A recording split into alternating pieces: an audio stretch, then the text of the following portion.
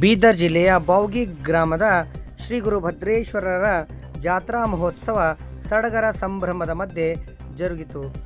ಪವಾಡ ಪುರುಷರು ಬೌಗಿ ಭದ್ರೇಶ್ವರರ ಮಹಿಮೆ ಅಪಾರವಾಗಿದೆ.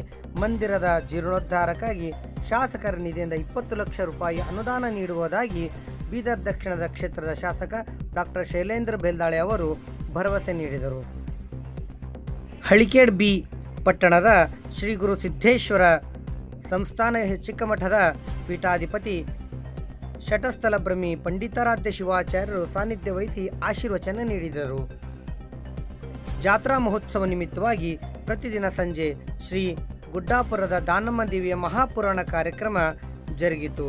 ಅಲ್ಲದೆ ಪ್ರತಿದಿನ ವಿಶೇಷ ಧಾರ್ಮಿಕ ಕಾರ್ಯಕ್ರಮಗಳು ಜರುಗಿದವು. ಇದೇ ಸಮಯದಲ್ಲಿ ನಾನಾ ಕ್ಷೇತ್ರಗಳಲ್ಲಿ ಸಾಧನೆಗೈದ ಸಾಧಕರಿಗೆ ವಿಶೇಷ ಸನ್ಮಾನ ಹಾಗೂ ಸ್ಮರಣಿಕೆ ನೀಡಿ ಗೌರವಿಸಲಾಯಿತು. ಶಿವಣಿಯ ಹಾವಲಿಂಗೇಶ್ವರ ಶಿವಾಚಾರ್ಯರು, ಹುಡುಗಿಯ ಚನ್ನಮಲ್ಲ ಮಹಾಸ್ವಾಮಿಗಳು, ಶಿವಕುಮಾರ ಮಹಾಸ್ವಾಮಿಗಳು, ಗಂಗಾಧರ ಸ್ವಾಮಿಗಳು, ಭದ್ರಯ್ಯ ಸ್ವಾಮಿ, ಬಾಲಸಂಗಯ್ಯ ಸ್ವಾಮಿ ನೇತೃತ್ವ ವಹಿಸಿದರು.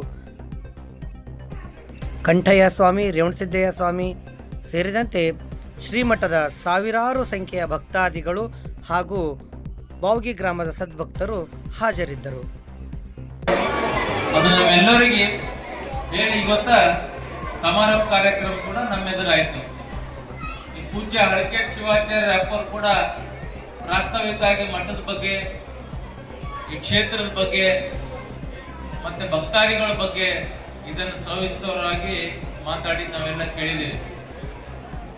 ಯಾಕಂದ್ರೆ ಗುರು ಭದ್ರೇಶ್ವರರಾಗ್ಲಿ, ಸಿದ್ದಾರೂಢ ಅಪ್ಪರಾಗ್ಲಿ, ನಮ್ಮ ರೇಕುಳಿಗೆ ಶಂಭುಲಿಂಗ ಅಪ್ಪರಾಗ್ಲಿ, ಬಕ್ಕಪ್ರಭು ಅಪ್ಪರಾಗ್ಲಿ, ಹಳಿಕೇಡ್ನ ಪರಮ ಪೂಜ್ಯ 850 ವರ್ಷಗಳ ಇದ್ದಂತ ಗುರು ಭದ್ರೇಶ್ವರ ಗುರುಗಳು ಅವರ ಗಾದಿ ಆಗ್ಲಿ, ಇಷ್ಟೊಂದು ನಮ್ಮ ಬೀದರ್ ಜಿಲ್ಲೆಯಲ್ಲಿ, ವಿಶೇಷವಾಗಿ ನಮ್ಮ ಬೀದರ್ ದಕ್ಷಿಣ ಕ್ಷೇತ್ರದಲ್ಲಿ